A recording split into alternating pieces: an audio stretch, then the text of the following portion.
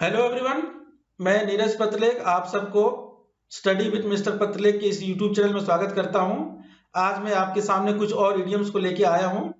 जो मैंने इडियम्स की जो सीरीज जो की थी उसी सीरीज का एक ये पार्ट है। तो शुरू करते हैं आज के इस वीडियो को बिना किसी देरी के।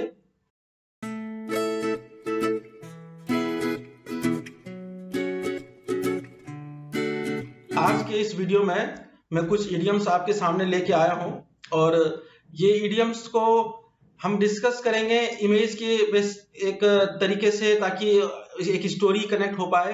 देखिए, ये इडियम्स मैं आपके सामने, मेरा ऑब्जेक्टिव इस इडियम का लाने का ये है कि आप इन इडियम्स को रट्टे मार के ना सीखें, बल्कि आप इन इडियम्स के एक कनेक्शन बना के सीखें, ताकि वो हमेशा के लिए आपको ये याद हो जाए। किसी भी एग्जाम में ये आए, उसके अलग अलग ऑप्शंस को देखते हुए भी आप इस तरह के इडियम्स को इजीली आप ऑप्शंस को सिलेक्ट कर सकते हैं। पहला इडियम है ऑन द कफ। अच्छा, कफ का क्या होता है? कफ शर्ट के इस पार्ट को बोला जाता है जहां पे हमारा एक रिस्ट को ये कवर करता है। तो ये जो कफ का जो पार्ट होता है ना, ये एक हार्ड सा, थोड़ा सा ये अगर आप कंपेयर करें अपने शर्ट के अलग पार्ट से, तो ये थोड़ा सा हार्ड होता है, क्योंकि इसके अंदर एक कागज का या एक वैसे मटेरियल्स यूज किए जाते हैं जिससे कि वो थोड़ा सा उसको एक सरफेस उसको हार्ड बना देता है। तो ये ऑन द कफ क्या है कि ये बारटेंडर का ये एक तरीका था कि कोई भी बारटेंडर के सामने जाता है और उस बिलिंग कराने के लिए जब जाता है, अगर तो उसके पास पैसे हैं तो वो तो बिल के पैसे दे देंगे, लेकिन अगर किसी के पास बिलिंग के पैसे ऑन द टाइम उसी टाइम पे नहीं है, तो वो क्या करता है कि वो उसे बोलता है कि मैं पैसे बाद में दूंगा। अच्छा, तो जो पैसे बाद में देने हैं ना, तो वो बारटेंडर क्या करता है कि उसके अमाउंट को और उस आदमी के नाम को इस कप में लिख देता है, तो ताकि उसे फिर बाद में ये याद रहे कि मुझे इससे इतने पैसे लेने हैं। तो ऑन द कफ का मतलब का होता है कि किसी चीज को उधारी खाते में डाल देना, उधार में डाल देना। तो इसका एग्जांपल ये है कि I am not getting paid till next week but we really need a new TV, so I decided to buy this one on the cuff. अब अगले हफ्ते तक तो मुझे पैसे मिलने वाले नहीं है, लेकिन मुझे एक टीवी की जरूरत है, तो मैंने डिसाइड किया है कि मैं उसे उधार, किसी से उधार लेके उस टीवी को मैं खरीदूंगा। तो ऑन द कप का मतलब ऑन क्रेडिट। नेक्स्ट इडियम हमारा है अ व्हाइट एलिफेंट। ये इडियम जो है वो एक थाईलैंड से रिलेटेड है। आपको पता भी है कि थाईलैंड का नेशनल एनिमल एलिफेंट ही है, और थाईलैंड के जो फ्लैग में अर्ली 90s में एक व्हाइट एलिफेंट का उस फ्लैग में वो डिस्प्ले किया जाता था। तो थाईलैंड की एक ऐसे माना, क्योंकि थाईलैंड तो एक बौद्धिक कम्युनिटी से बिलोंग करते हैं, तो बौद्ध धर्म में ऐसा माना जाता है कि जब गौतम बुद्ध का जब जन्म हुआ था, तो गौतम बुद्ध की जो माँ थी, जन्म के एक दिन पहले उन्हें एक सपना आया था कि एक सफेद रंग का हाथी उनके सामने आया और एक फूल देके चला गया। तो तब से ये थाईलैंड के और बौद्ध के इस कम्युनिटी में ये एक व्हाइट एलिफेंट काफी एक पवित्र एक पोजीशन है। इसका स्ट्रेचर जो है वो एक पायस स्ट्रेचर है। तो व्हाइट एलिफेंट, बड़े बड़े राजा महाराजा जिनके पास काफी धन होते थे, वो क्या करते थे, वो व्हाइट एलिफेंट को खरीदते थे। अच्छा, व्हाइट एलिफेंट को खरीद तो लिया, लेकिन व्हाइट एलिफेंट को आप हर तरह के काम में यूज नहीं कर सकते, क्योंकि वो एक पवित्र एक उसका एक पोजीशन है। आप उससे टूरिज्म में यूज नहीं कर सकते, आप उससे कोई किसी तरीके का काम नहीं कर सकते, जैसे लकड़ी, बड़े बड़े लकड़ी का बंडल को लेके आना जाना।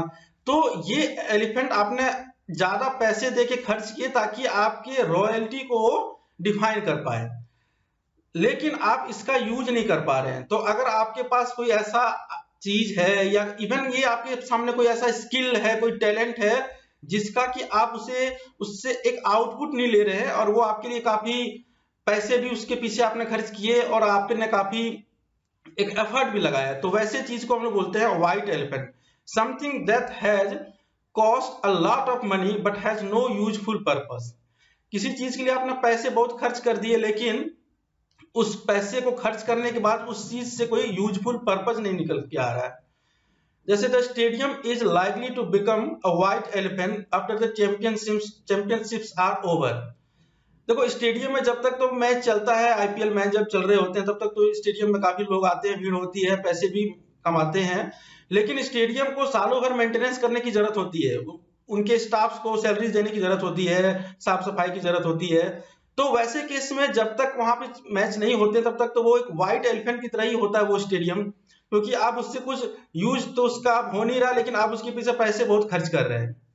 आप किसी भी चीज से इसको कंपेयर कर सकते हैं कि अगर आपने कुछ, आजकल तो ये भी है ना, बिग बिलियन डे पे आपने कुछ खरीदा, अगर आपने वो उसे सेल के से एक अट्रैक्टिव सेल देके आपने खरीद तो लिया, लेकिन फिर बाद में पता चला कि नहीं, ये तो ये मेरे लिए एक व्हाइट एलिफेंट है, ये इसका मुझे कुछ यूज तो है नहीं, लेकिन मैंने इसके लिए पैसे भी बहुत खर्च कर लिए। तो यहाँ पे एग्जाम्पल भी इसने ये है कि my new car turn out to be my white elephant. तो नेक्स्ट हमारा इडियम है नो लव लॉस्ट बिटवीन। देखो, ईडियम किसी भी लैंग्वेज में हो वो एक ही तरीके से बिहेव करता है। किसी पर्टिकुलर एरिया में, किसी पर्टिकुलर रीजन में कोई नॉवल फेमस हुआ हो या कोई पर्टिकुलर एक्टिविटी हुई हो, तो वो बोलचाल की भाषा में कंटिन्यूअस तरीके से आते रहता है जनरेशन बाय जनरेशन, और वो एक इडियम में वो कन्वर्ट हो जाता है। जैसे हम लोग हिंदी में बोलते हैं ना कि हाथ आंगन को आरसी क्या और पढ़े लिखे को फारसी क्या।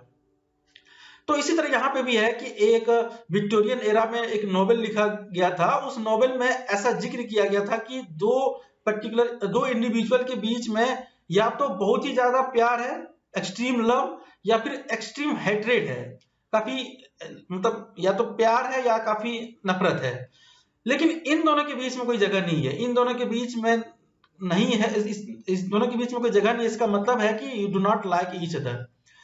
तो नो लव लॉस्ट बिटवीन का मतलब होता है कि you are not liking someone. It's a public knowledge that there is no love lost between the president and his counterpart across the border. ये पब्लिकली नोन है कि president और उनके काउंटर पार्ट जो अक्रॉस द बॉर्डर रहते हैं उनके बीच में, मतलब वो एक दूसरे को लाइक नहीं करते हैं, उनके बीच में सब कुछ सही नहीं जा रहा है। तो नो लव लॉस्ट का मतलब ये होता है। Idiom is play havoc with. Havoc का मतलब होता है एक ऐसा डिस्ट्रक्शन जो काफी नेचुरल डिस्ट्रक्शन रहा हो, जिसको एक ह्यूमन काइंड उसको कंट्रोल नहीं कर सके, एक ऐसा जो बोलता है ना कि विपत्ति आ जाना, ऐसा आपदा आ जाना।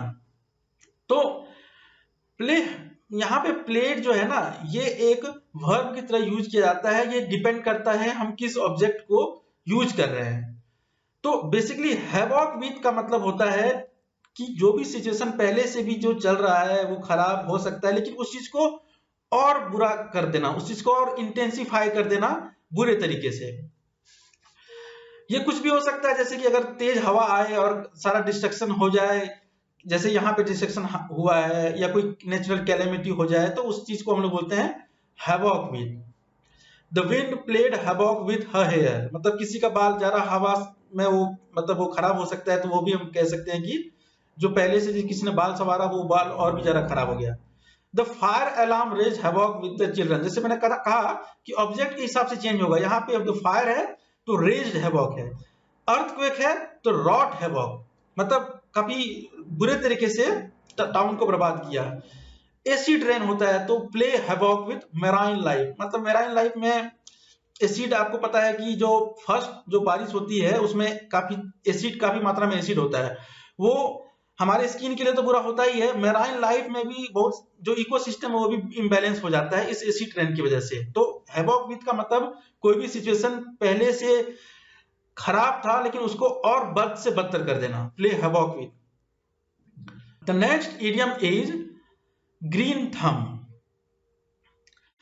देखो क्या होता है ना कि कभी जो आदमी जिस प्रोफेशन में काम करता है ना, तो उसके काम करने का जो अपीयरेंस होता है उसके काम से वो पता चल जाता है। जैसे कि अगर कोई कोयले के खदान में काम करेगा तो उसका आप देखेंगे कि वो उसका मुंह हाथ काला होगा, उसके कपड़े काले होंगे।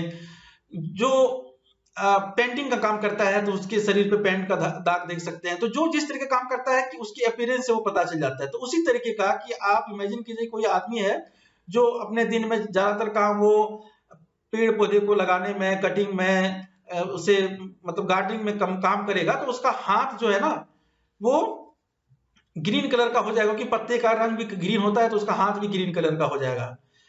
तो थंब जो यहाँ पे है ना, थंब एक चीज को रिप्रेजेंट करता है, किसी चीज को पॉजिटिव देना, किसी जैसे हम लोग वीडियो में भी थंब देते हैं, आप भी इस वीडियो में दे देना थंब। वैसे तो लाइक बटन जो होता है वो तो थंब होता है ना, मतलब थंब का मतलब होता है कि आप किसी चीज को अप्रिशिएट कर रहे हैं, किसी चीज का एक पॉजिटिव आउटकम है। तो ग्रीन थंब का मतलब भी वही हुआ कि कोई एक ऐसा आदमी है जो उसके अंदर वो एक एबिलिटी है, वो प्लांट को ग्रो कर सके, उस प्लांट को हेल्दी बना सके। तो ग्रीन थंब का मतलब होता है कि किसी अंदर के अंदर में, जैसे आप बहुत सारे ऐसे लोग भी देखते होंगे जो जिनको ये काफी अच्छा लगता है ये सब करना। तो जैसे my brother has a green thumb, he has a lot of plants in his house. हमारा इडियम है जो हमारे आज के सेशन का लास्ट इडियम है, वो है कीप द पॉट बॉइलिंग। देखो ये तो आप देखने से ही समझ में आ रहा है कि जो पॉट में कुछ आपने पानी बॉईल किया या कुछ दूध गर्म किया या कुछ भी आपने जो गर्म कर रहे हैं वो उसको कंटिन्यू करते रहने देना है। अच्छा, ये एक नेगेटिव सेंस में यूज किया जाता है, जैसे कि अपने एडवांटेज के लिए कोई सिचुएशन पहले से ही इम्बैलेंस हो गई है, किसी एरिया में किसी तरीके का वाद विवाद चल रहा है, उस चीज को और भड़का के आगे कंटिन्यू करते रहना ताकि उसका अपना पर्सनल गेन होता जाए।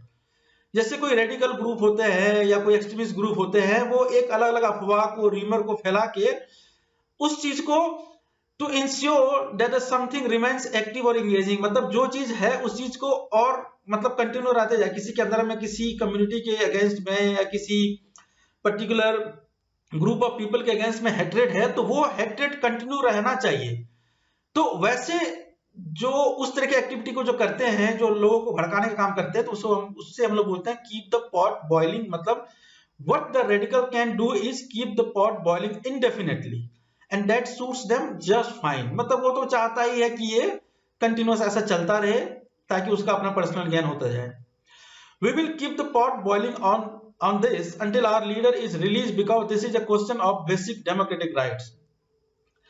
तो ये था आज का हमारा वीडियो और मैं काफी होपफुल हूं कि आपको आज का ये इडियम्स अच्छे लगे होंगे और पिछले इडियम्स को भी आप रिवाइज कर रहे होंगे।